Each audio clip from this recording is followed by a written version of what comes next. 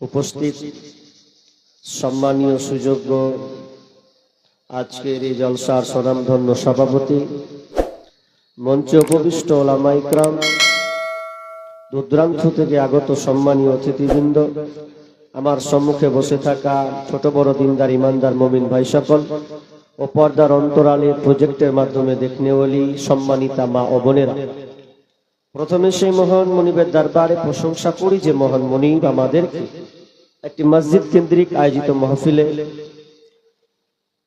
আমাদের আপনাদের বিভিন্ন এলাকা থেকে বিক্ষিপ্ত জায়গা থেকে বের করে একটি সুন্দর শামিয়ানা নিচে বসিয়েছেন। সেই মহান মনিবের দরবারে আমরা সবাই একটু প্রশংসা করি, বলি আলহামদুলিল্লাহ। অতঃপর শান্তি বর্ষিত হোক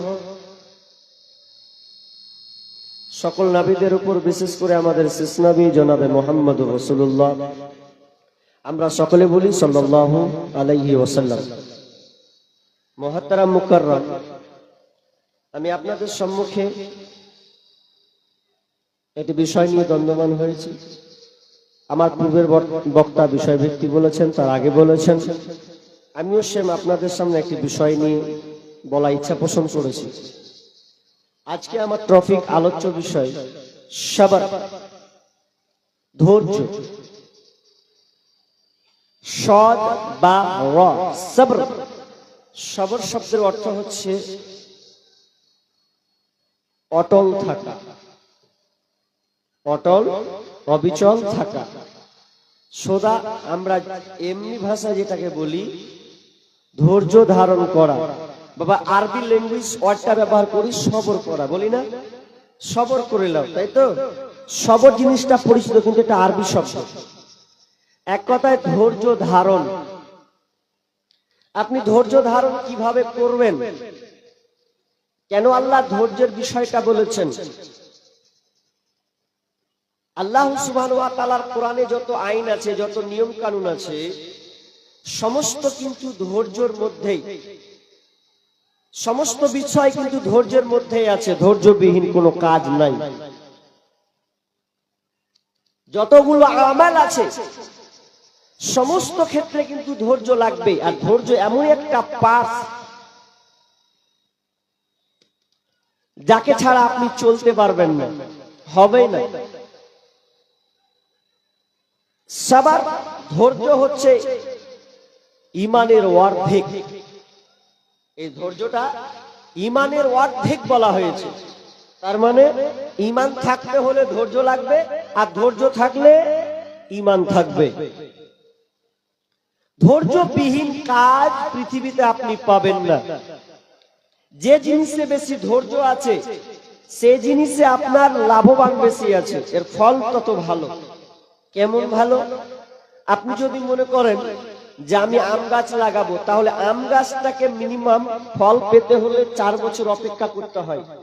লাগাবেন আর পেয়ে যাবেন এমন কথা নয়। ধান চাষ করতে গেলে 4 মাস 6 মাস আপনাকে সময় রাখতে হয়, এরপরে পাকে কাটতে হয়। তাহলে ধৈর্য। আরো গাছ চলে যান, যদি আপনি তাল গাছ ইউজ করেন, লাগাবো বলেন, ফল নিব বলেন, তাহলে আপনাকে অন্তত 10-12 বছর অপেক্ষা করতে হবে তাল খাওয়ার জন্য।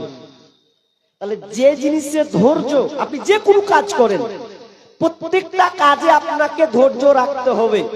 ধৈর্য না রাখলে আপনি মানুষ নন। ধৈর্য কে রাখবে? একজন মানুষই প্রকৃতপক্ষে ধৈর্য রাখবে। ফেরেশতাকে ধৈর্য রাখা লাগে না, কারণ ওদের কোনো টার্গেট নাই। ওরা আগে পিছে নিয়ে ভাবনা চিন্তা করে না। আল্লাহ যাকে যে ফেরেশতাকে যে দায়িত্ব দিয়েছেন, ওই দায়িত্বের উপরে সে অটল। কিন্তু মানুষকে ধৈর্য থাকতেই হবে। পৃথিবীতে এমন কোন নবী নাই যে তারা ধৈর্যের আপনার বিপদের সম্মুখীন হননি। বিপদ সম্মুখীন হয়েছেন তো ধৈর্য রাখতে হয়েছে। তবে ধৈর্য 2 ধরনের। কয় ধরনের বললাম ভাই? 2 ধরনের ধৈর্য আছে। একটা হয় ইচ্ছাকৃত ভাবে, আর একটা হয় অইচ্ছাকৃত ভাবে ধৈর্য। ইচ্ছাকৃত ধৈর্য কেমন?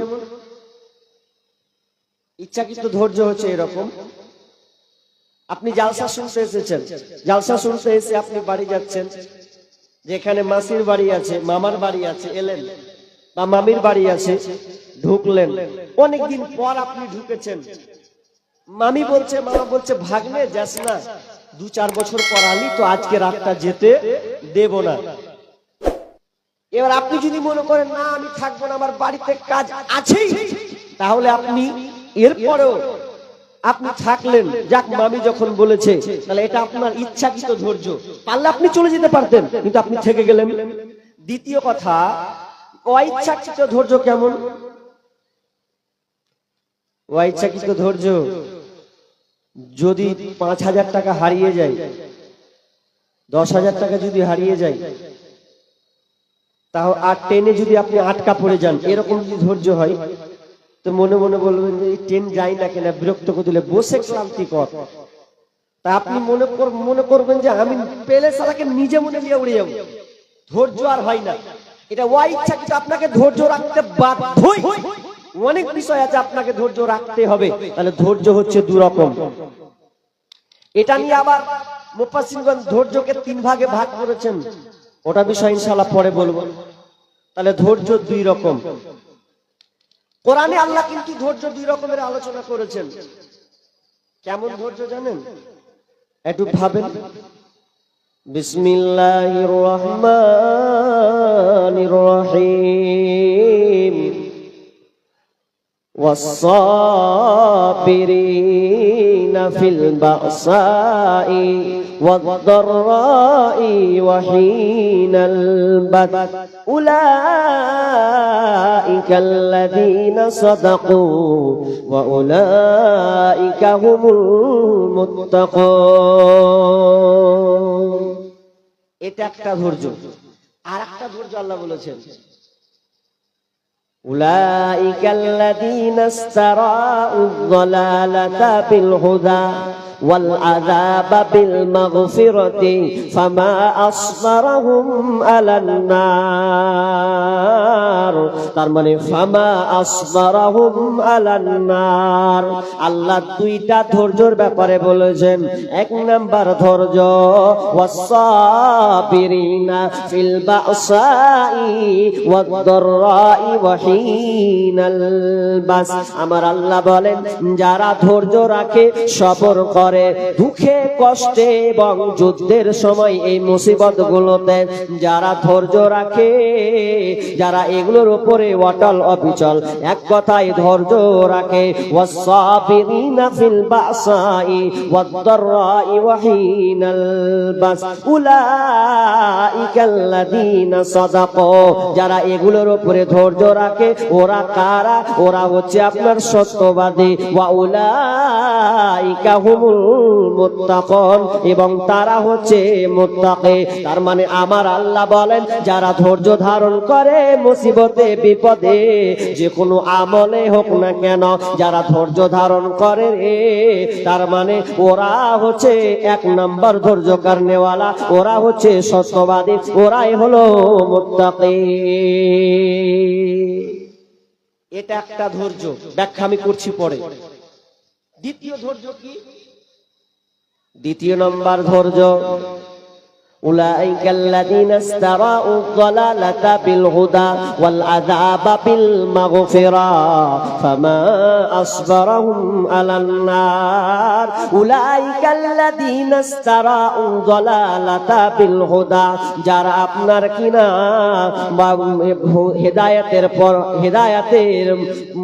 হেদায়াতের পরে, যারা হেদায়াতের বাদ দিয়ে গুমরাহিতাকে বেছে নিয়েছে, হেদায়াতের পথ বাদ দিয়ে যারা গুমরাহিতা পথভ্রষ্টতাকে বেছে নিল, এবং তারা আযাবের পরিবর্তে আপনার কিনা মাগফিরাতের পরিবর্তে আযাবকে যারা ক্রয় করে নিল, মাগফিরাতের পরিবর্তে যারা আযাবকে ক্রয় করে নিল, ফামা আসবারাহুম আলান নার, তারা আপনার কিনা কতই না আগুনের উপরে ধৈর্যশীল। তাহলে আপনার কিনা আল্লাহ বলছেন, পৃথিবীতে 2 ধরনের ধৈর্য আছে, একটা ভালো ধৈর্য আর একটা হচ্ছে খারাপ জাহান্নামের ধৈর্য। আপনি বুঝতে পারেননি, একটা এবার খুলবো তো বুঝতে পারবেন যে ধৈর্য কেমন কি প্যাঁচ লাগছে। 2টাই বাকারার আয়াত। কি? প্রথমে বলা হলো যারা কষ্টে দুঃখে যুদ্ধে সব সময় এক কথায় বিপদ আপদে ধৈর্য, মুসিবতে ধৈর্য থাকে। আচ্ছা, নামাজ পড়ে কষ্ট হয় কি হয় না? কথা বলবেন। হয়তো এখন শীতের দিন উজু করতে খুব কষ্ট হয়, ফজরের আজান হলে খুব কনকনে ঠান্ডা কাপড় শুরুতে উজু করতে হয়, এটা একটা কষ্ট, খুবই কষ্ট। কিন্তু ধৈর্য, এটা ধৈর্য না?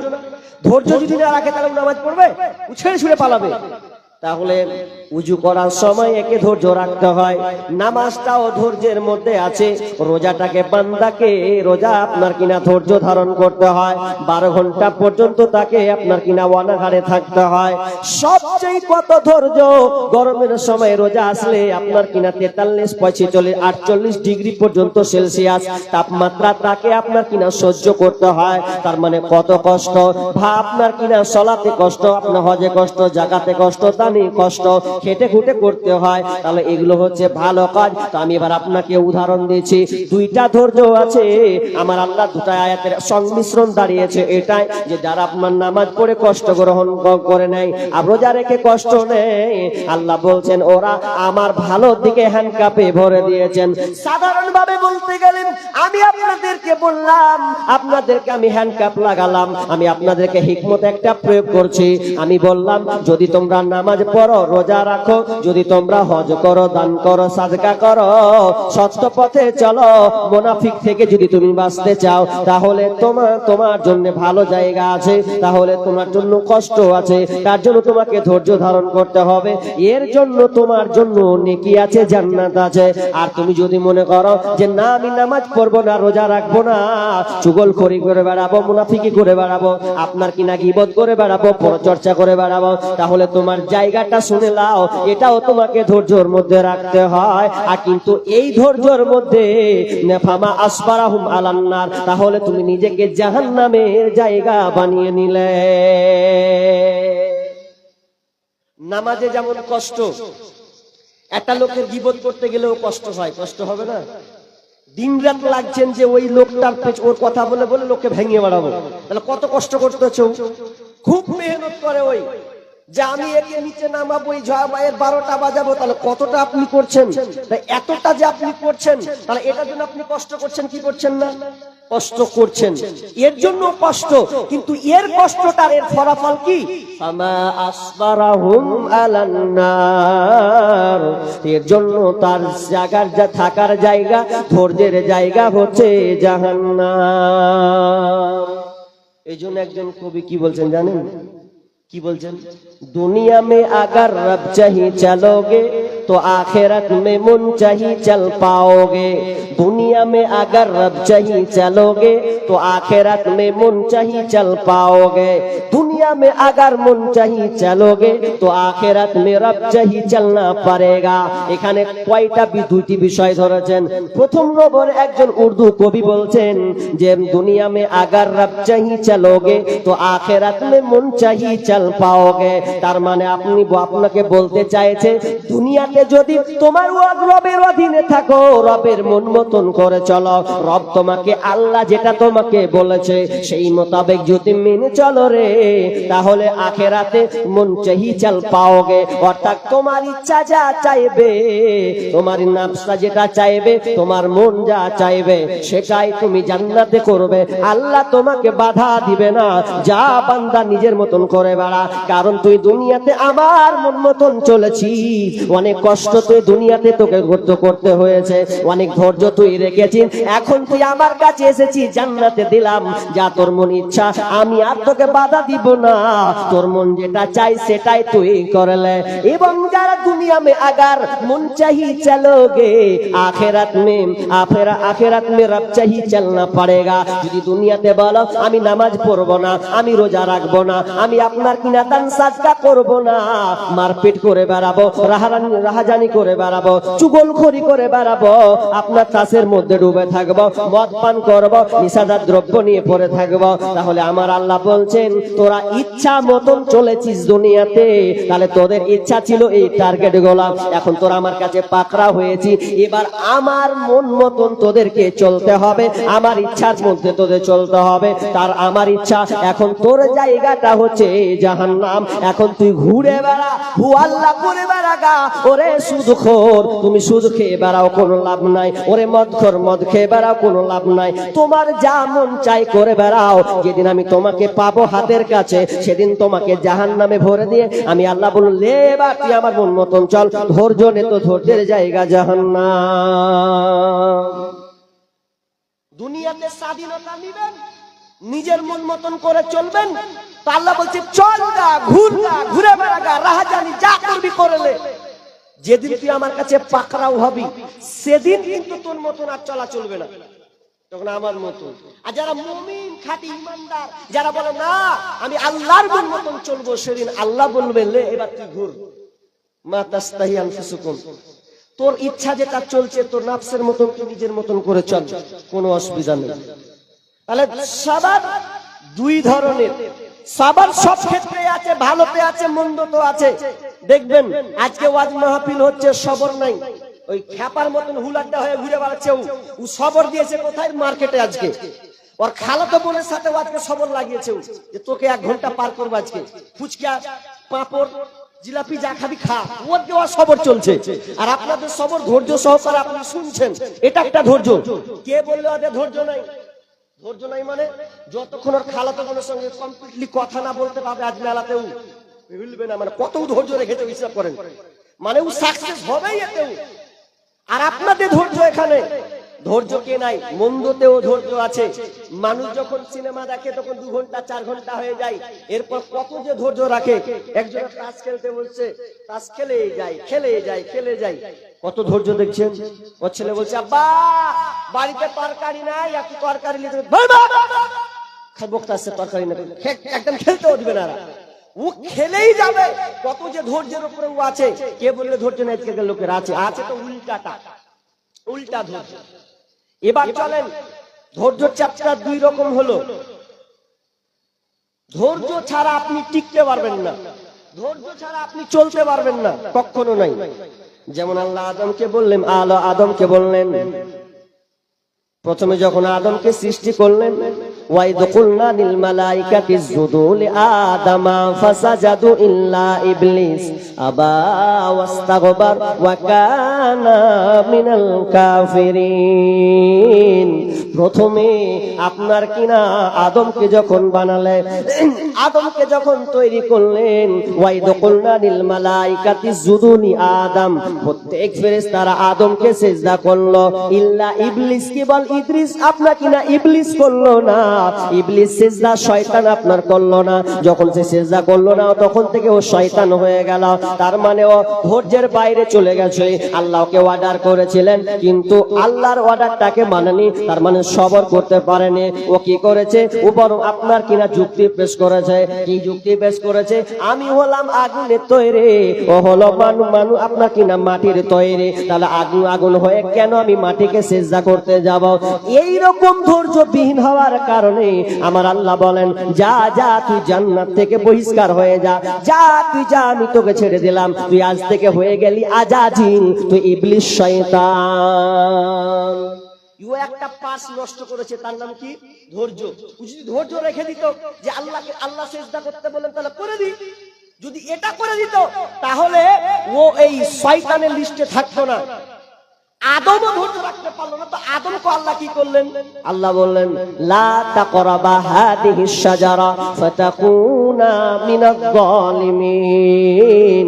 হে আদম আর হাওয়া, তোমরা শুনে নাও, খবরদার তোমরা এই গাছটার নিকটে যাবে না। যদি তোমরা এই গাছটার নিকটে যাও, তাহলে তোমরা জালিমদের অন্তর্ভুক্ত হয়ে যাবে, তোমরা জালিম হয়ে যাবে, অর্থাৎ তোমরা এটা অন্যায় করে ফেলবে। কিন্তু তারা থাকতে পারলো না, তারা আল্লাহর আপনার আদেশটাকে মানতে পারলো না। যেমন তারা প্রত্যাখ্যান করলো, সঙ্গে সঙ্গে গাছের ফলটা খেয়ে নিল। যেমন গাছের ফল খেয়ে নেওয়া সঙ্গে সঙ্গে তারা শরীর থেকে খুব ফোঁপসা খুঁজে পড়ে গেল। আল্লাহ তাদেরকে কি করলেন? আপনার কিনা জান্নাত থেকে বহিষ্কার করে দিলেন। তোমরা রেখো গো শরণ, একদিন হবে যে মরণ। তোমরা রেখো গো শরণ, একদিন হবে যে মরণ। শয়তান তোমার শত্রু বটে বলে আল কোরআন, তোমরা রেখো গো শরণ, একদিন হবে যে মরণ। প্রথম নবী জান্নাতে ছিলেন, সঙ্গিনী হাওয়াকে পেলেন। প্রথম নবী জান্নাতে ছিলেন, সঙ্গিনী হাওয়াকে পেলেন। চক্রান্ত করিয়া শয়তান খাওয়াইল কান্দ, তোমরা রেখো গো শরণ, একদিন হবে যে মরণ। তোমরা রেখো গো শরণ, একদিন হবে যে মরণ। তার মানে শয়তান আপনার কিনা এদিকে অপরাধী হলো ধৈর্য রাখার না, ধৈর্য না রাখার কারণে। আর আদম আর হাওয়া তারা অপরাধ হলো, এরাও ধৈর্য রাখার কারণ, ধৈর্য না রাখার কারণে। তাহলে দুজনে আসান হয়েছে। তার মূল বিষয় কি ছিল? ধৈর্য, সাবার। তার মানে বোঝা যায় ধৈর্যবিহীন কাজ কোনোদিন সাকসেস হবে না। ফেসবুক চালাচ্ছেন আপনি? ফেসবুক চালাচ্ছেন তো? আজকালকার মডার্নিং যুগ তো, ফেসবুক না হলে হয়? ফেসবুক, এই ফেসবুক চালিয়েছেন কে, আবিষ্কার করেছেন? কেউ নাম জানেন? ফেসবুক কে আবিষ্কার করেছেন কেউ নাম জানেন?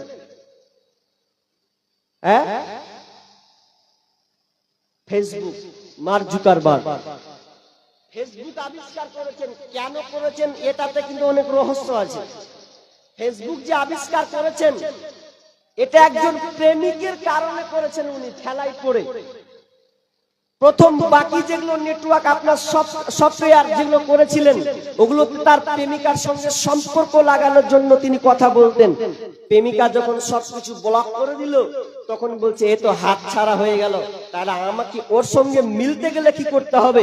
তখন মার্ক জুকারবার্গ আরেকটা অ্যাপস তৈরি করলেন, তার নাম হচ্ছে ফেসবুক। ফেসবুক আবিষ্কার করলেন যাতে তার সঙ্গে সম্পর্কটা থাকে। তো দেখেন তার মধ্যে কত যে ধৈর্য আছে। এক একটা অ্যাপস বানাচ্ছেন, কেটে যাচ্ছে, কিন্তু সে হতাশা হচ্ছেন না, আবার অ্যাপস তৈরি করছেন। তার মানে তার ধৈর্য কতটা আপনি দেখেন। আমরা হলো তো এক টানতে ছেড়ে দিতাম, যে কোনো কাজ ছেড়ে দিতাম। এই যে আপনি লাইটিং পাচ্ছেন, আলো বল জ্বলছে, বাল্ব জ্বলছে কি জ্বলছে না, ক্যামেরা অন হচ্ছে কি হচ্ছে না, এগুলো হয়ে আছে। এটা কার অবদান জানেন? Albert Einstein. আলবার্ট আইনস্টাইন এগুলো আবিষ্কার করেছেন। কবার ফেল হয়েছেন জানেন? বৈদ্যুতিক বাল্ব তৈরি করার জন্য তিনাকে 99 বার ব্যর্থ হতে হয়েছে। কবার? হাজি এক দুবার হলে তো আমরা ছেড়ে ছুড়ে পালিয়ে যাবো। তিনি কত যে ধৈর্য রেখেছেন এই বাল্বটা দেওয়ার জন্য, যারা আমরা দেখতে পাচ্ছি। আলবার্ট আইনস্টাইন তিনি যে এত কষ্ট করে আমাদেরকে দিয়েছেন, এই ভিডিওগুলো আপনারা দেখতে পাচ্ছেন বাড়িতে বসে, এটা তার অবদান। আর এই অবদানের মধ্যে তার মধ্যে ধৈর্য লুকিয়ে আছে।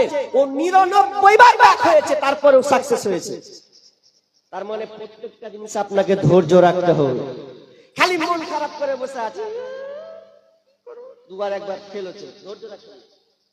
ইব্রাহিম বিন আদহাম রাস্তা দিয়ে যাচ্ছেন।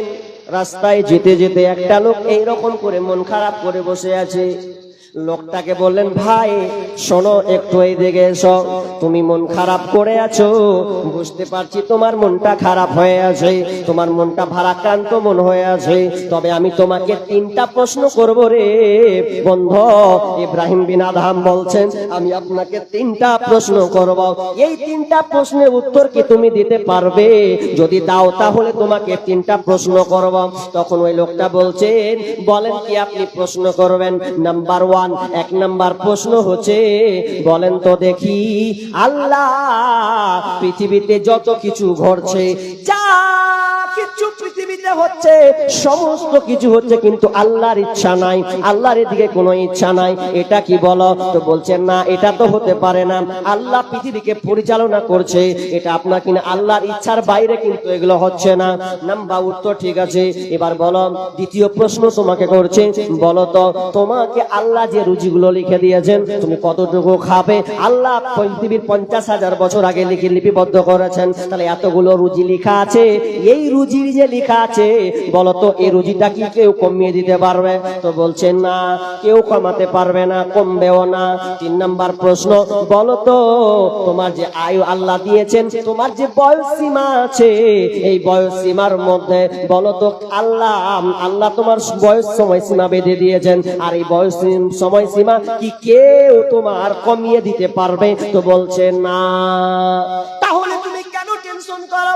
তিনটাই তুমি ভেবে চিন্তে উত্তর দিয়েছো না না না, তাহলে তিনটাই তুমি বুঝে প্রশ্ন উত্তরগুলো দিয়েছো, তাহলে তুমি কেন মন ভারাক্রান্ত করে আছো? তোমার নসিবে যা আছে সেটাই ঘটবে, অতএব তুমি কোনো টেনশন করিও না। তার মানে আমরা বুঝতে পারলাম, ওরে ইমানদার, ও মুমিন, ও আমার ভাই সকল বন্ধুরে, আমি আপনাদেরকে বলছি পৃথিবীতে যত কিছু হচ্ছে এটা নিয়ে আপনাকে টেনশন করতে হবে না, বরং আপনাকে আল্লাহর উপরে ধৈর্য রেখে, অটল রেখে তোমার জীবনটাকে চালাতে হবে। এবার আমি ধৈর্যের চ্যাপ্টারে যাব। মুমিনদেরকে আল্লাহ ধৈর্য বেশি করেন, এটা কি জানেন আপনি? পৃথিবীতে যত নবী এসেছেন সমস্ত নবীকে ধৈর্য রাখতে হয়েছে। আমি আপনি কি কথা নিয়ে ব্যস্ত আছেন? আপনি কি ধৈর্য রেখেছেন? আপনি ইব্রাহিম আলাইহিস সালাম যে কত ধৈর্য রেখেছেন ভাবতে পারেন? নিজের বিবি সন্তানকে রেখে আসছে পাহাড়ে, আপনার কিনা সাফা মারওয়া, ওই পাহাড়ে একদম নির্জন, যেখানে কিছু নেই সেখানে রেখে আসছে। শুধু তো তাই নয়, রাখছে তো রাখছে, সন্তানকে জবাই করছে। কেমন আছেন যে সন্তানকে জবাই করবেন? ভালোবাসা, লাল সোনার মুখ চাঁদকে আপনি করতে পারবেন? জীবনে তো করতে পারবেন না। তাহলে আপনার আমার কত বড় ধৈর্য, আমরা ধৈর্য রাখতে পারি না। এবার চলেন আমরা এবার ধৈর্যের চ্যাপ্টার চলে যাই ধৈর্যের আগে, আর তার আগে আমি চলে যাই মেন পয়েন্টে। কিভাবে আপনি অধৈর্য হয়ে গেলেন, আপনি আল্লাহর কাছে কিভাবে সারেন্ডার হবেন, এটার ব্যাপারে আল্লাহ বলছেন, বিসমিল্লাহির রহমানির রহিম, ইয়া আইয়ুহাল্লাযীনা আমানু ইসতাঈনু বিস-সাবরি ওয়াস-সালাহ, ইন্নাল্লাহা মা'আস-সাবিরিন। আমার আল্লাহ বলেন, ইয়া আইয়ুহাল্লাযীনা আমানু, হে ঈমানদারেরা, ইসতাঈনু, তোমরা আমার কাছে চাও, বিস-সাবরি ওয়াস-সালাহ, সালাতের মাধ্যমে, তোমরা সালাতের মাধ্যমে আমার কাছে চাও। ইন্নাল্লাহা মা'আস-সাবিরিন, নিশ্চয় আল্লাহ ধৈর্যশীলদের মধ্যে রয়েছে। ধৈর্য রাখতে হবে কোথায়? ধৈর্য রাখতে হবে সালাতে। হাজি, আমরা সালাতের মধ্যে ধৈর্য রাখি। চাওয়ার মূল জায়গা কোনটা, এটা অন্তত আমরা বুঝতে শিখিনি। যেখানে চাওয়ার নিয়ম, আরে সালাত মানে তো দোয়া, সালাত মানে তো প্রার্থনা করা, চাওয়া। তো আপনি যে চাইছেন, তো আপনি ধৈর্যের সঙ্গে কি চাইছেন? না, ধৈর্যের সঙ্গে তো আপনি চাইছেন না। বলেন, যখন তারাবির সময় আসে কত তাড়াতাড়ি করেন? হ্যাঁ, ইমাম যদি সুন্দর করে বলে, আলহামদুলিল্লাহি রাব্বিল আলামিন আর রহমানির রহিম মালিকি ইয়াউমিদ্দিন, সুন্দর করে যদি নামাজ পড়ে, যদি আগুন আপনার কিনা 40 মিনিটের জায়গায় যদি 1 ঘন্টা হয়, 5 মিনিট যদি বাড়িয়ে যায়, সালাম দিয়ে বলবে মৌলভীকে তাড়বে। 5 মিনিট বেশি করে দিলে ওকে তাড়। তখন কোন বেলা মৌলভী খুঁজছেন যে তাড়াতাড়ি করতে পারবে, ওকে ডাক। এবার যে হাত ভাঙে, টাং ভাঙে, কোরআন অশুদ্ধ করে পরে ওকে নিয়ে চলে এলো, তখন ওর নামাজ ধরে নিলে আল্লাহু আকবার, আলহামদুলিল্লাহি রাব্বিল আলামিন, মধ্যখানে সবই আছে, ওয়ালা দাল্লিন আমিন, ঝামেলা শেষ। তখন বলছে ঠিক কি বে, মূল বিয়েটাই ঠিক আছে, একে দিয়ে একমাস চালাতে হবে। তাহলে আপনি আল্লাহর কাছে চাইবেন সবরের মাধ্যমে সালাত। তাহলে মেন জায়গা সবর দিতে হবে সালাতে। দুনিয়াতে যেমন টাকা, দুনিয়াতে যেমন আপনি কোনো কিছু ক্রয় করবেন, কিনবেন, গ্রহণ করবেন, তাহলে আপনাকে টাকা লাগবে। লাগবে কি লাগবে না? টাকা না দিলে আপনাকে কেউ মাল দিবে না। টাকা লাগবেই, ঠিক আল্লাহর কাছে সবর লাগবেই। সবর যদি আপনি সালাতের মধ্যে না ঢালেন তাহলে আল্লাহর কাছে কবুল হবে না। কেন জানেন? আপনি যখন নামাজে দাঁড়ান, আবু হুরায়রা রাদিয়াল্লাহু তাআলা আনহু বলেন, যখন কোন বান্দা নামাজে দাঁড়িয়ে যায় আল্লাহর কাছে, যখন সে আল্লাহু আকবার এবং তাকবীরে তাহরিমা বেঁধে নেওয়ার পর যখন সে শুরু করে দেয় আলহামদুলিল্লাহি রাব্বিল আলামিন, তো যেমন আপনি বলেন আলহামদুলিল্লাহ, সঙ্গে সঙ্গে আমার আল্লাহ চুপ থাকে না, সঙ্গে সঙ্গে বান্দার পাল্টা জবাব দেয়। কি জবাব? যে আমার বান্দা আমার প্রশংসা করেছে, আমার প্রশংসা জ্ঞাপন করেছে। যখন আপনি বলেন আর রহমানির রহিম, আমার আল্লাহ সঙ্গে সঙ্গে উত্তর দেয় আমার বান্দা আমার গুণগান বর্ণনা করেছে। যখন আপনি বলেন মালিক ইয়াউমিদ্দিন, তখন আমার আল্লাহ সঙ্গে সঙ্গে বলে আমার বান্দা আমার ক্ষমতা বর্ণনা করেছে, আমার বরত্ব বর্ণনা করেছে। যখন আপনি বলে দেন ইয়াকা না'বুদু ওয়া ইয়াকা নাস্তাঈন, তখন আমার আল্লাহ বলে আমার বান্দা আমার কাছে চেয়েছে, আমার কাছে আশ্রয় চেয়েছে, সাহায্য চেয়েছে, আর পৃথিবীর কারো কাছে চাইনি।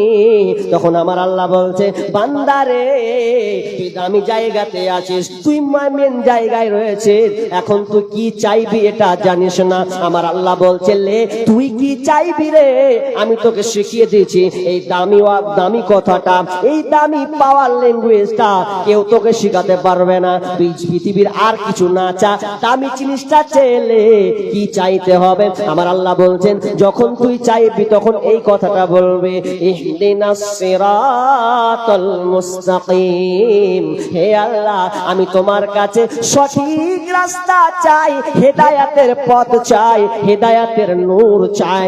যে রাস্তায় আপনার কিনা নবীরা গিয়েছেন, রাসূল আম্বিয়ারা গিয়েছেন, সাহাবীরা গিয়েছেন, ভালো ভালো ব্যক্তিরা যে পথে গিয়েছেন ওই পথে আমি যেতে চাই। তার মানে আমরা বুঝতে পারলাম নামাজে আপনি জবার বলেন সূরা ফাতিহার মধ্যে আল্লাহ আপনার প্রত্যেকটা আয়াতে জবাব দেয়। তাহলে এবার আপনি বলেন তো আমাকে কেমন করে সূরা ফাতিহাটা বলা উচিত, নাকি আমাকে তাড়াহুড়া করতে হবে, না ধীর স্থির ভাবে চাইতে হবে?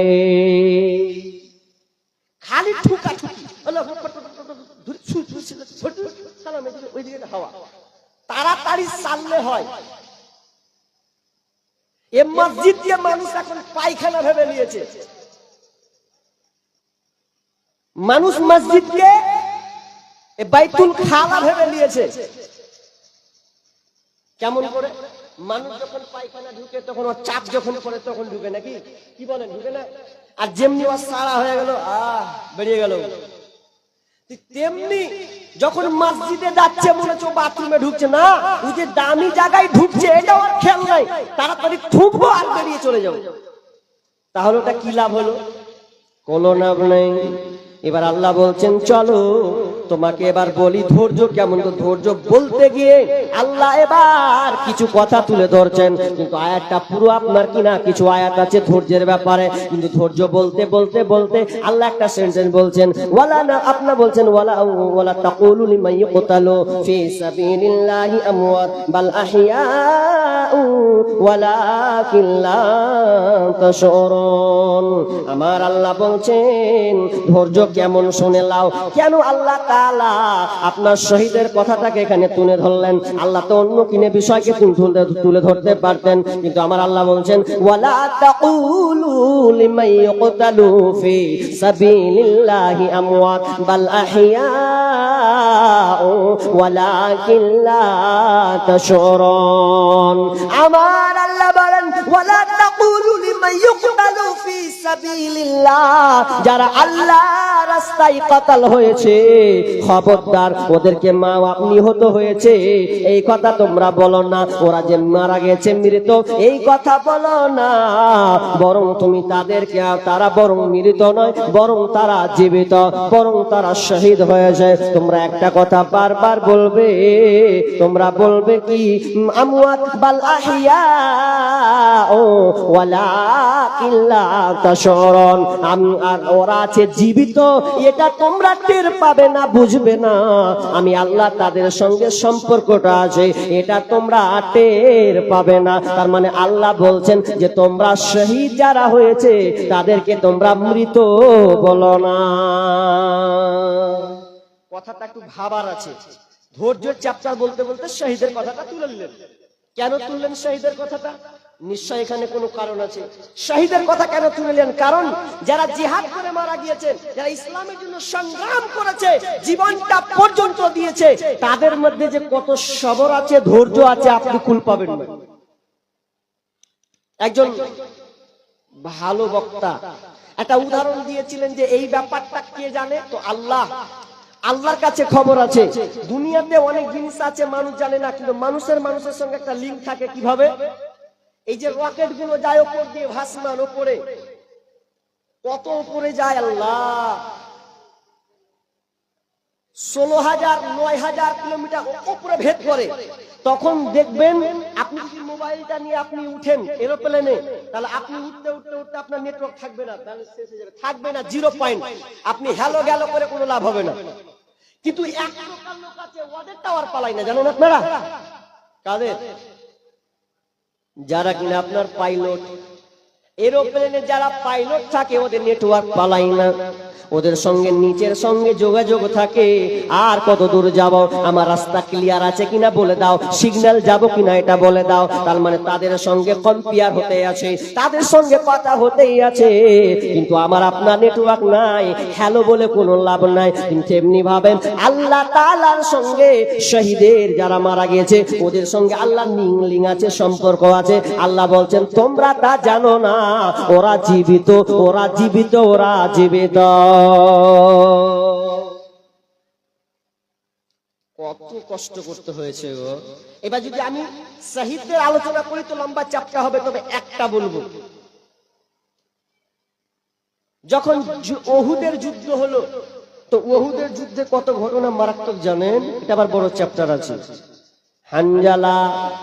হানজালা রাদিয়াল্লাহু তাআলা আনহু নতুন বিবাহ করেছেন। বন্ধুরে ভালো করে শুনেন, ধৈর্য কাকে বলা হয়? আমার আপনার ধৈর্য, সাহাবীর ধৈর্য কেমন? আপনার কিনা হানজালা নতুন বিবাহ করেছেন, নতুন বিবাহ করেছেন, স্বামী স্ত্রী আপনার কিনা দৈহিক মিলনে যাবে, এই সুযোগটা তার হয়নি। এমন কি পর্যায়ে হয়ে গেছে, আপনার জঙ্গে উহুদ যখন আপনার কিনা ডাক হয়ে গেছে, হানজালা রাদিয়াল্লাহু তাআলা আনহু বাসর না করে আপনার বিবিকে ছেড়ে দিয়ে মারলো।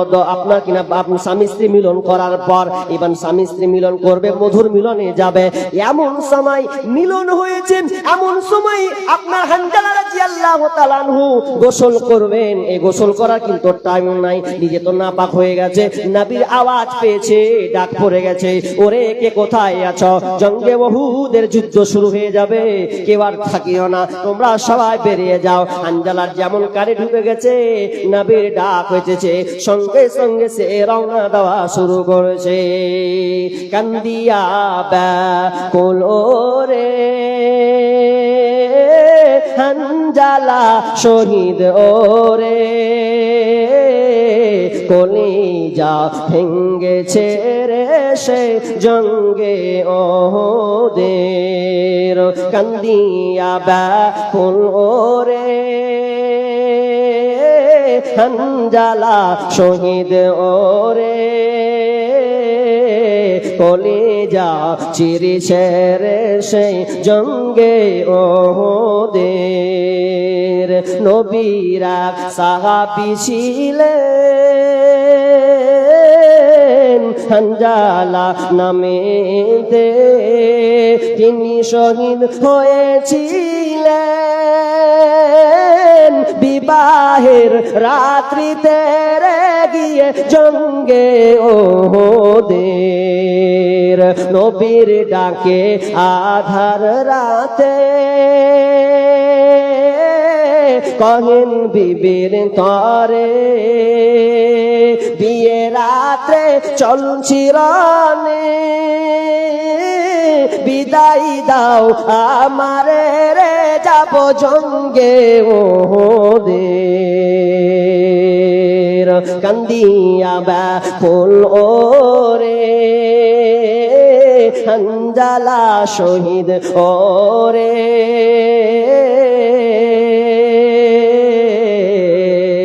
কলিজা ভেঙ্গেছে রে সেই জঙ্গে ওদের। ডাম ডাক দিয়া বিবি বলে হানজালার তরে, বিয়ে রাত্রে নবস্বামী সপিলাম তোমারে রে গিয়ে জঙ্গে ওদের, কান্দিয়া ব্যাকুল ওরে হানজালা শহীদ রে,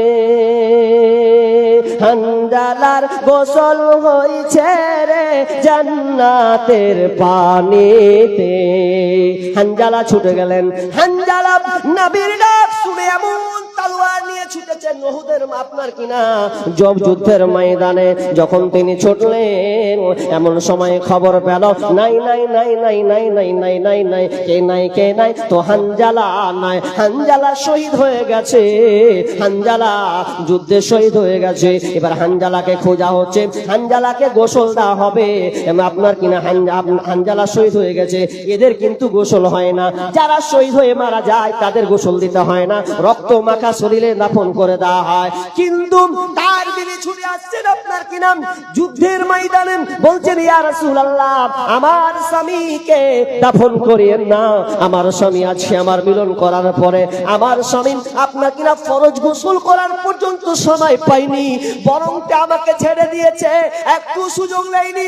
আপনার কথা যেমন সঙ্গে সঙ্গে শুনেছে, হাতে তলোয়ার নিয়ে ছুটেছে, আর আমি গোসল করব না, আমার নবী ডাক হয়েছে যুদ্ধে যেতে হবে, জান প্রাণ দিয়ে পেরিয়ে গেলেন। তাহলে হানজালা চলে গেলেন, শহীদ হইলেন। ইয়া রাসূলুল্লাহ আমার স্বামীকে আগে গোসল দেন, আমার স্বামী নাপাক হয়ে আছে, এখন আপনার নাপাক হয়ে গেছে, গোসলটা দিয়ে দেন। সাহাবীদেরকে বললেন ওরে আমার সাহাবীরা হানজালাকে খুঁজো, কোথায় আছে, কোন প্রান্ত আছে, ওকে গোসল করাতে হবে। এমন সময় গায়েবী খবর চলে এলো, ও নবী হানজালাকে গোসল দেওয়া লাগবে না, হানজালাকে গোসল দেওয়া হয়েছে, এই ফেরেশতারা তাকে গোসল দিয়েছেন, জান্নাতের পানিতে তাকে গোসল করানো হয়েছে। শহীদ চারটিখানি কথা নয়, তাকে কত, তাদেরকে কত কষ্ট করতো। এই জন্য আল্লাহ এই সাবার করতে করতে শহীদের কথাটাকে তুলে ধরলেন। এবার বলছেন এই এবার তোমরা শুনো, এবার তোমাদেরকে আমি পরীক্ষা করব। আল্লাহ বলছেন এবার পরীক্ষা করব, দেখো 5টা চ্যাপ্টারে তোমাদেরকে পরীক্ষা করব। পরীক্ষা কথাটি শুনেন, ধৈর্য রাখেন। আজকালকার মানুষের ধৈর্য নাই, যতদিন মেলা বন্ধ না করবেন ততদিন এই জালসা এরকমই হাল চলবে। যেদিনকে মেলা বন্ধ করবেন সেদিনকে আপনি প্যান্ডেল ভর্তি, প্যান্ডেল যুক্ত যত আছে সব দর্শক আপনি পাবেন, এই জীবনে পাবেন। এটা আমার অনেক দিন থেকে বলে আসছি যে আপনি মেলাগুলো অন্তত বন্ধ করুন, কারণ এটা মুসলিমদের সভা, এটা কোনো হিন্দুর সভা নয় যে আপনি গল্প, আপনি আলোচনা শুনবেন আর আপনার বেটা বেটি হুড় হুড় করে ঘুরবে, বাদাম খাবে, এটা তো ঠিক নয়। তার মানে আপনি দায়িত্ব, একটু ভাবার বিষয় আছে। তাহলে আপনাকে 5টা বিষয়ে পরীক্ষা আল্লাহ করবেন। পরীক্ষাটি ভালো করে আপনি শুনেন, কি পরীক্ষা, ভালো করে কান লাগান। আল্লাহ 1 নম্বর বলছেন ওয়ালা নাবলুওয়ান্নাকুম বিশাইইম মিনাল খাউফ, আমি তোমাদেরকে পরীক্ষা করব। প্রথমে কি, ওয়ালা নাবলুওয়ান্নাকুম বিশাইইম মিনাল খাউফ, ভয় দিয়ে আমি তোমাদের পরীক্ষা করব। তোমাদের সমাজে আমি ভয় ঢুকিয়ে দেব, এমন ভয় দেব তুমি ভাবতে পারবে না এটা কি করে ঢুকলাম। ভয় এমন জিনিস, মানুষের মধ্যে যদি ভয় ঢুকে যায়, আপনার কিনা যদি ভয় বিরাজ করে, দমন করে, কাজ করে, তাহলে ওই লোকটাকে আর কিছু ভালো লাগবে না। যেমন আপনার কিনা 2019-এ আপনার করোনা নিয়ে শুরু হলো, মানুষ বেচইন ছুঁচ নাবে মরে যাবো, গ্রামের লোক গ্রামে টাচ করে না, বলছে আসবি না, তোকে বাঁশ দিয়ে ঢেড়ে দেবো, তোরা ওই দিকে থাক, তোরা ওই দিকে থাক। এরকম হয়েছে না হয়নি? হয়েছে। কেউ কাউকে টাচ পর্যন্ত করেনি বন্ধুরে, তার মানে একটা ভয় বিরাজ করেছে। এনআরসি নিয়ে ভয় ঢুকলো, এনআরসি হবে, মুসলমানদেরকে তাড়ানো হবে, মুসলমানদেরকে ভারত থেকে বের করা হবে, এই নিয়ে ভয় ঢুকলো। কি জানেন তো এত ভয়? বলছে কেন বের করা হবে? যাদের নাম ভুল আছে, তার বাপের দলিল আপনার কিনা 72 বছরকার 62 বছরকার আগেকার নাই, তো ওদেরকে তাড়ানো হবে। এরা ভারতের নাগরিক নয়, ওরা বিভিন্ন দেশ থেকে ভারতে এসে ঢুকেছে, তো সব ভয়ে ভয়ে আধার কার্ড ঠিক করতে চলে গেছে। হ্যাঁ জি, ওকে দেশ থেকে ছাড়বে তো বলছে আধার কার্ডের নাম পারবো, আপনার কেমন করে নামটা লেগেছে, মারলে একদম জেরক্সের দোকানে, আপনার কম্পিউটারের দোকান দিয়ে গিয়ে বলছে নামটা ঠিক করে দেন, ও আছে করে দেন, আচ্ছা চেকটাকে ঘোরা দিন, কি করে দিয়েছে কি করেন। সেদিনকে যখন মসজিদ করতাম, তো এত লোক লাইন দিয়ে আছে হুড় হুড় করে, যে সব নাম ঠিক করার লাগে, কেন এনআরসি চালু করবে? তো জোহরের আজান হচ্ছে, হাইয়া আলাস সালাহ হাইয়া আলাল ফালাহ, নামাজের দিকে এসো, নামাজের জন্য এসো। কেন আসবে? ফালা নিতে আসবে, কল্যাণ পাবে, কামিয়াব হবে, নিষ্কৃতি পাবে, শান্তি পাবে, এই জন্য মসজিদে এসো। আল্লাহ জোহরে ডাকলেন, আসরে ডাকলেন, মাগরিবে ডাকলেন, এ তো লোকটাকে দেখছি সালা লাইনে দাঁড়িয়ে আছে। আল্লাহ বলছে মার করবে, মার। মেন জায়গায় ডাকছি, জোহরে আসলি না, আর আধার কার্ড নিয়ে তুই লাইনে ধরে আছিস, জোহর গেল, আসর গেল, এত তোর মোদির উপরে ভয় রে? মোদি তোদের এত করে দেবে, তুই কিসের মুসলমান রে ভাই? যে মুসলমান ফেরাউনকে দেখেছে, যেই মুসলমান নমরুদকে দেখেছে, যেই মুসলমান আবু জাহেলকে দেখেছে, আবু লাহাব, উতবা, শাইবাদেরকে দেখেছে, সেই মুসলমান নরেন্দ্র মোদীকে দেখবে কোনো মানেই হয় না, দেখতেই পারে, কি করবে? খালি আপনা আমাকে খালি অ্যাকশন নিতে হবে, আল্লাহর দিকে ধাপিত হতে হবে। তো ও মসজিদ ছেড়ে দিয়ে আধার কার্ড লিঙ্ক বানাই, কি হবে সামনে দেখ। এটা তো খুব খুব অন্যায় করছি আমরা, কিন্তু আমার আল্লাহ বলছেন না, ঘেবড়ে যাস না। সব বান্দা তোকে আমি ভয় দিব রে, এনআরসি ভয় দেব, করোনার ভয় দেব, রোগের ভয় দেব, দেশে দুর্ভিক্ষ দিব, ভয় দেব, এ নিয়ে তুই টেনশন করিস না, শুধুমাত্র তুই আমাকে জড়িয়ে ধর, আমার সঙ্গে তুই থাক। আল্লাহ বলছেন আমি 1 নম্বর পরীক্ষা, 2 নম্বর অভাব দিয়ে আমি তোকে মারবো রে, তোর সংসার আমি অভাব দিব। আল্লাহ চাল নাই, টাকা নাই, পয়সা নাই, জমি নাই, আল্লাহ জমি সব চলে গেল রে, উড়ে গেল রে। আল্লাহ তো আপনার কিনা আপনার নদীর সঙ্গে সব জমি চলে গেছে, এ নিয়ে হাই হুতাশ। অনেকে দেখেছি জমি চলে গেছে, বিষ খেয়ে মারা গেল, আপনার কিনা ফাঁসিতে ঝুলে মারা গেল, এইরকম কিন্তু এবার হয়েছে। কিন্তু এগুলো কেন কেন? আল্লাহ বলছেন না না, অভাব দিব, তোকে ওয়াটাল অবিচল থাকতে হবে, তোকে আমাকে পরীক্ষা দিতে হবে, কারণ আমি তোকে পরীক্ষায় নামিয়েছি, তুই কত বড় ধৈর্যশীল এটা আমি দেখতে চাই। এই জন্য আমার আল্লাহ বলছেন 2 নম্বর অভাব দেব, মিনাল আমওয়াল, এবং তোকে আমি মাল দিয়ে পরীক্ষা করব। মাল মানে টাকা পয়সা দিয়ে পরীক্ষা। আল্লাহ কি বলছেন জানেন? ওয়ালামু আন্নামা আমওয়ালুকুম ওয়া আওলাদুকুম ফিতনা। এই পৃথিবীর মানুষ এটাও জানো, তোমার সন্তান সন্ততি, ছেলে মেয়ে, তোমার ধন সম্পদ, এগুলো হচ্ছে পরীক্ষা করার জন্য। আপনি কেন ঘাবড়ে যান? আল্লাহ বলছেন আমি তোমার মাল দিয়ে আমি পরীক্ষা করব, কখনো তোমার মালকে ধ্বংস করে দেব। একটা লোকের গরু মরে গেছে, খুব কাঁদছে, হায় আল্লাহ, এত কাঁদছে, এত কাঁদছে, অথচ 5 বছর পর 10 বছর পর একটা গরু মরেছে, কেন মরেছে? অত একটা গরুতে কতটি যে গরু বেঁচে তা ঠিক নাই। একটা গরু মানে তো এত কাঁদছে। আমি চাচা এত কাঁদছেন কেন? আমার বাড়ির পাশের চাচা গরুটা এরকম হয়ে গেছে, এত কাঁদছে, মানে গরুটা অজ্ঞান হয়েছে আর মাথা খারাপ। আমি বলছি বাইরে বলছি শান্ত হন, কত গরু পুষলেন, যদি আল্লাহটা নিয়ে নেয় কি করবেন? এই জন্য আপনি হাই উতাস করবেন? একটু আল্লাহকে সবর করে নেন। আল্লাহ 10টা দিয়েছে তো একটা দিয়েছে, তো কি আছে? কিন্তু না, আল্লাহ বলছেন ওয়াকুলু নাকসিম মিনাল আমওয়ালি, আমি তোমাকে অভাব দিয়ে আপনার কি নাম মাল দিয়ে পরীক্ষা করব। ওয়াল জু ওয়া নাকসিম ওয়াল আনফুস, ওয়াল আনফুস মানে হচ্ছে আনফুস, আনফুস মানে হচ্ছে আত্মা নাফস, তার মানে তোমার জান দিয়ে আমি পরীক্ষা করব, তোমাকে আমি আল্লাহ জান দিয়ে পরীক্ষা করব। এখানে ভেজাল। জান দিয়ে পরীক্ষা করা মানে বুঝেন তো, আপনার ছেলে যাবে, মেয়ে যাবে, বেটা যাবে, বেটি যাবে, বউ যাবে, আপনার পতি আপনাকে চাচা যাবে, মামা আপনার সামনে যাবে, এটা নিয়ে হাই উতাস কি আছে। একটা লোককে দেখছি নামাজ পড়ছে 5 ওয়াক্ত, ভালোই নামাজ পড়ছে, 5 ওয়াক্ত নামাজ পড়তে থাকে পড়তে থাকে পড়তে থাকে। ওর কিন্তু 2টা ছেলে, একটা বেটা একটা বেটি, একটা বেটা একটা বেটে। ও যখন দেখি নামাজ পড়ে যায় ভালো, কিন্তু নামাজ পড়ে যায়, কিন্তু একদিন দেখছি হঠাৎ করে লোকটা নামাজ পড়তে আসে না। একটা লোক বলছে হ্যাঁ হ্যাঁ মহবুলকে দেখছি নামাজ পড়তে আসে না, ব্যাপারটা কি রে? হাজি মহবুল জি, কি ব্যাপার জি, তোমাকে মসজিদে দেখতে পাই না। কি বলছে জানেন? বলছে কানাকে ডাকে কি হবে? ভাষা শুনেন? বলছে কানাকে ডাকা কি হবে? কেন বলেন কথাটা? কানাকে ডাকা হবে কেন বলেন কথাটা? কিছু তো রহস্য আছে। মসজিদ আসো না, কানাকে ডাকা কি হবে? বলছে আমার একটা বেটা একটা বেটি, বেটিটা অসুস্থ হয়ে পড়েছিল, বেটা ইনকাম করে নিয়ে আসতো, বেটা একটাই বেটা ছিল, বিদেশ যেত, খেটে নিয়ে আসতো, আমিও খাটতাম, কিন্তু আমি পারি না, আমার বেটা খেটে নিয়ে আসে, বেটির উপরে খরচা করি, কিন্তু আল্লাহ কাম পেলে না, লিতি তো বেটিটাকে লিতি, বেটাকে কেন লিলে? ওই জন্য বলছে আল্লাহ কি, আল্লাহ কানাকে ডেকে কি হবে? তার মানে ওর বেটিকে লিলে তার কি সবর করলি তো জায়গা খরচা করে করে শেষ, কিন্তু বেটা পালুয়ান ছিল, ওকে আল্লাহ লিয়ে নিলে, তো আল্লাহকে কানা কহবো না, তার কাকে কানা কহবো? ওটাও আর কথা। কিন্তু না, আমার আল্লাহ বলছে আমি তোকে পরীক্ষা করব রে বান্দা, তোমার সন্তানদেরকে নিয়ে পরীক্ষা করব। আমরা ভাবছি আমার বেটা পালুয়ান ছিল, ভালো ছিল, ওর দিয়ে কিছু করতে পারতাম, হতে পারে ওই সন্তানের জন্য আপনি হয়তো মরতেন, ওই সন্তানের জন্য আপনি কষ্ট পেতেন। এটা হয়, যেমন আপনাকে উদাহরণ দিই, একটা গল্প করছিলাম। হ্যালো হ্যালো, কেমন হলো রে? আমারই পরীক্ষা করছে নাকি?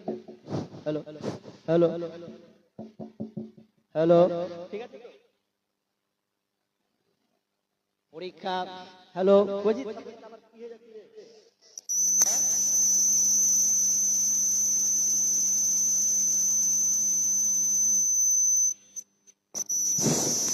ঠিক আছে, হ্যাঁ ওর মাইক সব কিছু নাচতে শুরু করে দিয়েছে, তখন থেকে নাচছে। হ্যালো ঠিক আছে, কি বলছিলাম? যে আল্লাহ বলছেন তোমার জান দিয়ে পরীক্ষা করব। একটা উদাহরণ আমার মনে পড়ে গেল, জানেন, খুব দামি কথা, কিন্তু এটা এখানে বুঝার জ্ঞান আছে। কি একটি লোক কি হলো, শুরু করে দেবো আর 10 মিনিট থামেন, 12টায় খাবে, 10 মিনিট থামেন। কি বললাম? যে একটা লোক খুব জ্ঞানী ছিল। কেমন জ্ঞানী জানেন? লোকটা আল্লাহ খুব প্রশংসা করতো, খুবই। তো সমুদ্র দিয়ে যাচ্ছে, যেতে যেতে যেতে যেতে এক জায়গায় তার জাহাজটা অ্যাক্সিডেন্ট হয়ে যায়। তো অ্যাক্সিডেন্ট হতে হতে পুরো কিনারায় পড়েছে, আল্লাহ কোন রকম করে বাঁচিয়ে নিয়েছে। এবার যখন বাঁচিয়ে নিয়েছে, আল্লাহ বলছে আল্লাহ তুমি আমাকে বাঁচালে বাঁচালে বাঁচালে। এই এমন জায়গায় মরু প্রান্তরে পড়েছে, আপনার ফাঁকা জায়গা, চারদিকে আপনার গাছ, আর কোনো বাড়ি গাড়ি কিচ্ছু নাই, কোনো মানুষজন নাই, এমন জায়গায় আটকেছে, স্তূপে দাঁড়িয়েছে। এবার সে বলছে আল্লাহ তুমি আমাকে বাঁচাও, একদিন খেলো 2 দিন খেলো, আল্লাহ তুমি আমাকে বাঁচাও, আল্লাহ তুমি আমাকে হেফাজত করো।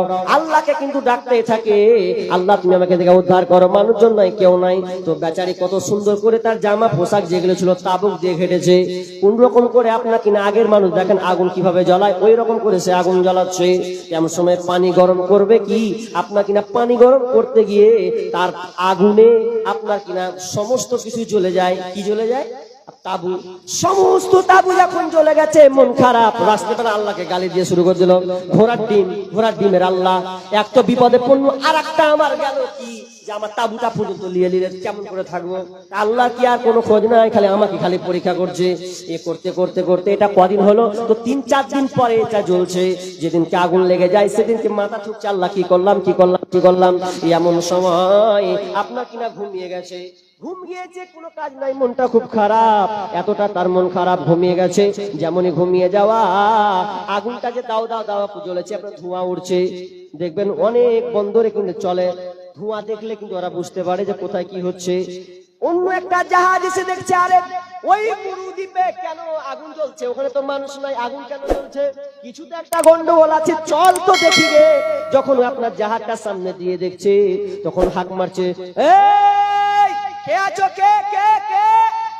যেমনই আওয়াজটা পেয়েছে, ওরে সুবহানাল্লাহ, তোমরাদেরকে কে খবর দিলে? ফোন নাই, কিছু নাই, তোমরা কেমন করে আমার খোঁজ পেলে যে আমি একা এখানে নীরবে রয়েছি, অভাবে পড়েছি? তখন জিজ্ঞাসা করা হলো, তোমার আগুনটার ধোঁয়া দেখে আমরা জানতে পেরেছি তুমি এখানে আসো। যেমনই বলা, ওই লোকটা সঙ্গে সঙ্গে সেজদা দিল, আল্লাহ আমি গালি দিয়ে ভুল করলাম, আমি তোমাকে এখনো বুঝতে পারিনি, চিনতে পারিনি। মাবুদ রে, তুমি আমার তাবুকে জ্বলিয়েছো আমাকে বাঁচানোর জন্য, আমি সেটা বুঝতে পারি না। আমার আল্লাহ বলছে, আমি তোমার জান দিয়ে পরীক্ষা করব। জান, জান নিয়ে আপনার কেমন জান নিয়ে পরীক্ষা, আপনি কেমন করছেন, কি অসহায় আপনি আসছেন। উরওয়া বিন জুবায়ের, এই উরওয়া বিন জুবায়ের তিনি একজন তাবেঈ ছিলেন, কেউ বলছেন সাহাবী, আসলে দেখলাম তাবেঈ। আপনার কিনা উরওয়া বিন জুবায়ের তিনি আপনার কিনা একটা রাজার সঙ্গে দেখা করতে যাচ্ছেন। দেখা করতে গিয়ে বন্ধুরে আমার কত তার কষ্ট দেখেন। সুন্দর একটা সন্তান ছিল, ওই সন্তানকে নিয়ে রাজার সঙ্গে দেখা করতে গেলেন। রাজাকে দেখা করতে যাওয়ার সময় তার ছেলে ঘোড়া পিষ্ট হয়ে মারা গেল। সুন্দর ফুটফুটে সন্তান, মনে তার কষ্ট হলো, দুঃখ হলো, ইন্না লিল্লাহি ওয়া ইন্না ইলাইহি রাজিউন সে পড়ল। কিন্তু বন্ধুরে, এই তো হলো একটা বিপদ, সন্তানকে দাফন করে দিল। এমন সময় সন্তানকে দাফন করে দেওয়ার পর হঠাৎ করে রাতের বেলায় উরওয়া বিন জুবায়ের একটা পা কবরে ঢুকে গেল। আর যেমনই আপনার পুরানা কবরে ঢুকে যাওয়া, পাটা তার ক্ষত বিক্ষত হয়ে গেল, এক কথায় পাটা সম্পূর্ণ ভেঙে গেল। একটা সন্তানকে রেখে এলো জি, তার মধ্যে আবার পা ভাঙলো, কত কষ্ট। পা ভাঙলো, এবার পা যে ভাঙলো, এখনকার বর্তমানে চিকিৎসা অনেক উন্নত, তাই তো? উন্নত না? আপনি যান, আপনার অপারেশন করে আপনাকে সুন্দর করে সার্জারি করে একদম ঠিক করে দিবে। কিন্তু তখনকার যুগে তো এত কাটা ছিঁড়া ছিল না, কি করবে? উরওয়া বিন জুবায়ের পা নিয়ে থাকতে পারছেন। আল্লাহ, অনেক বিপদে পড়েছি, ঠিক মতো নামাজ পড়তে পারি না রে আল্লাহ, পাটা নিয়ে থাকতে পারি না। ডাক্তারকে দেখায়, ডাক্তার বলে যে আপনার পা ভালো হবে না, আপনার পাটা পুরো বেকার হয়ে গেছে, পাটাকে সম্পূর্ণ কেটে ফেলতে হবে, পাটাকে সম্পূর্ণ কেটে দিতে হবে। উরওয়া বিন জুবায়ের বললেন, তাহলে আমার পাটা কেটে দেওয়া হোক, নইলে আমার গোটা শরীর আস্তে আস্তে পচন ধরে নিবে। তখন কি করা হবে? আগেকার চিকিৎসা বন্ধুরে, এখনকার চিকিৎসা তো আপনি বুঝতে টেরি পান না। কেমন চিকিৎসা শুনলেন? উরওয়া বিন জুবায়েরকে বলা হলো, ডাক্তার বলছে, উরওয়া বিন জুবায়ের, আমি তোমার পাটাকে কেটে ফেলবো, তবে আপনাকে একটা কাজ করতে হবে। প্রথমে আপনাকে মদ পান করতে হবে, মদ পান খেতে হবে, এরপর আপনার পাটাকে কাটা হবে। উরওয়া বিন জুবায়ের বলছেন, না না, আমি মদ পান করব না। আগের জামানায় সার্জারি হলে মদ পান করানো হতো, তারপরে পাকে কেটে আপনার কোন জায়গা কাটা হতো। উরওয়া বিন জুবায়ের বলছে, যেই মুখে আমি আল্লাহকে ডাকি রে, যেই মুখে আমি কোরআন তেলাওয়াত করি, ওই মুখে আমি কোনো মতে মদ পান করব না, বরঞ্চ আমি এই হালাতে আমার পাটা কেটে দেন, আমার কোনো অসুবিধা নাই। দেখেন তো, একটা জিন্দা পা যদি কাটে, কত ক্ষত বিক্ষত আপনার কিনা করাত দিয়ে যখনই কেটেছে, ধন্য করাত দিয়ে যখনই কাটা শুরু হয়েছে, উরওয়া বিন জুবায়ের এমন করে কাটা শুরু করেছেন, ইন্না লিল্লাহ করে চোখের পানি ঝরছে, পা সম্পূর্ণ বাদ হয়ে গেছে। এটা তো পা বাদ গেলই গেল। শুধু তাই নয় বন্ধুরে, পা তো বাদ দিয়ে দিয়েছে, কত কষ্ট। এবার পাটাকে আপনার গরম তেল দিয়ে ডুবানো হবে, কারণ যদি পা না ডুবানো হয় গরম তেলে, তাহলে রগগুলো মোচড়াবে না, রক্ত প্রবাহিত হতেই থাকবে। এই জন্য পাকে কাটা হলো। পা কাটার পর বললেন, আপনাকে এবার চলো আপনার কিনা গরম ফুটফুটে তেলে আপনার পাকে ডুবানো হবে। যে ডুবান, যখনই ডুবানো হলো বন্ধুরে, যেমন জিন্দা পাকে ডুবানো হলো, ছটফট করতে করতে করতে অজ্ঞান হয়ে গেছে, হুঁশ তার ফেলেনি। আপনার কি নাম? আশা, আপনার কি নাম? এই একটা পত্রিকা পড়ছিলাম, আত-তাহরিক পত্রিকা, ওই পত্রিকাতে বলছেন উরওয়া বিন জুবায়ের যেদিনকে পা কাটানো হয়, সেদিনকে আপনার সম্পূর্ণ অজ্ঞান বেহুশ হয়ে গেছে, সেদিনকে তিনি মাত্র ফজরের নামাজ পড়তে পাননি। শুধুমাত্র ওই অজ্ঞান হওয়াতে তার ফজরের নামাজ ছুটেছিল, শুধুমাত্র এক ওয়াক্ত ফজরের নামাজ। আর আমার আপনার এতটা সুস্থতা, এতটা ভালো থাকার পরেও, এতটা কাজ করার পরেও, সবল থাকার পরেও আমরা নামাজকে ছেড়ে দিচ্ছি। উরওয়া বিন জুমাইর এত চলছেন, যান চলে যায়, এরপরও নামাজ ছাড়ছেন না। শুধু ওয়াকম্যান হওয়ার কারণে এক ওয়াক্ত নামাজ ছেড়েছেন, সেটা হচ্ছে ফজরের সালাত। তার কত ধৈর্য দেখেন তো। আর আমাদের ধৈর্য কোথায়? তো আমার আল্লাহ ওটাই বলছেন যে তোমরা ধৈর্য ধারণ করো।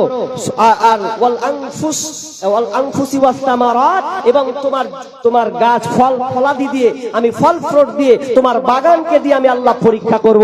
যদি এই পাঁচটার উপরে তুমি ধৈর্য রাখতে পারো, আল্লাহ বলছেন ওয়াবাসসিরিস সাবিরিন, ধৈর্যশীলদের জন্য রয়েছে সুসংবাদ। আল্লাযীনা ইযা আসাবাতহুম মিন মুসিবা, যখন বান্দা এই মুসিবতে পড়ে, যখন এই মুসিবতে থাকবে, আর একটা কথা কি বলবে? ক্বালু ইন্না লিল্লাহি ওয়া ইন্না ইলাইহি রাজিউন। যখন এই বান্দা বলবে, যখনই কোনো বিপদে পড়বে, সঙ্গে সঙ্গে এই দোয়াটা বারবার বলবে। বারবার এই কথাটা বলে, আল্লাহ বলছেন তার জন্য রয়েছে 2 ঘন্টা সুসংবাদ। ওটা শেষে বলছি, তবে পেন্ডিং 15 মিনিট আর আছি। 15 মিনিট, এই 15 মিনিটে কিছু কথা আমি বলতে চাচ্ছি। আপনারা দান দিয়েছেন, আল্লাহ তো বললেন জান মাল টাকা পয়সা যত আছে এগুলো সব পরীক্ষা করার জন্য, কেউ কিছু নিয়ে যাবে না, সব দুনিয়ায় থেকে যাবে। আল্লাহ বলছে কেবল আমি তোমাকে পরীক্ষা করার জন্য করছি। একজন ডাক্তার আছেন বাংলাদেশের, বিজ্ঞ একজন ডাক্তার, সেই ডাক্তার এত কোটি টাকা ইনকাম করে, এরপরে ওকে প্রশ্ন করা হয় আপনার বিলাসবহুলতা থাকতে পারে, আপনি তো অনেক আয়েশ আরামে করতে পারেন। বলছেন না, এটা আমি করতে পারি না, কারণ আল্লাহ আমাকে যতটুকু প্রয়োজন দিয়েছেন অতটুকু করব, বাকি আল্লাহ যেগুলো টাকা দিচ্ছে সব আমি আল্লাহ রাস্তায় দান করে দিব। ওই লোকটা এখনো বেঁচে আছে, বাংলাদেশের একজন ডাক্তার, নামটা মনে পড়ছে না। তাকে যখন সাংবাদিকের সামনে বলা হলো আপনার তো অনেক টাকা পয়সা, আপনি তো ব্যয় করতে পারেন, খরচ করতে পারেন, বিলাসিতা নিয়ে ডুবে যেতে পারেন, বলছে ওটা আল্লাহ আমাকে পরীক্ষা করার জন্য দিয়েছে, আমার যতটুকু প্রয়োজন ততটুকু আমি নিচ্ছি, বাকি আমি আল্লাহ রাস্তায় সব দিয়ে দিচ্ছি। এইরকম লোক কটা আছে? এরকম ডাক্তার কটা আছে পৃথিবীতে? নাই। আপনাকে যতই আমি বুঝাই, এরপর আপনি দুনিয়ার বিলাসিতায় আছেন, তো কোন আল্লাহর বান্দা আছেন বলেন? আল্লাহর রাস্তে একটা লোক অন্তত শেষ মুহূর্তে, আমি জানি আগের বক্তা ভাই হুমায়ুন কবিরকে অনেক কিছু দিয়ে দিয়েছেন, সব ডিসিবি দিয়ে টেনে নিয়েছে। যদি কিছু খুঁড়খুড়ি করে থাকে তো ওটিকে গোছাবো আমি। লাস্টে মানুষ কোদল ফোদলতে ছেঁচে বের করে না, তো ওটি যদি হয় তার চেষ্টা করছি, বের করছি। তো কথা হলো একটা লোক অন্তত 5,000 টাকা দিবেন। এরকম যারা বসে আছেন গন্ডিতে, একটা লোক 5,000। মসজিদ আমি চাইছি আপনার জন্য, আমার জন্য না। আপনি কবরে যাবেন, এটা আপনার নেকি থাকবে, এটা আপনার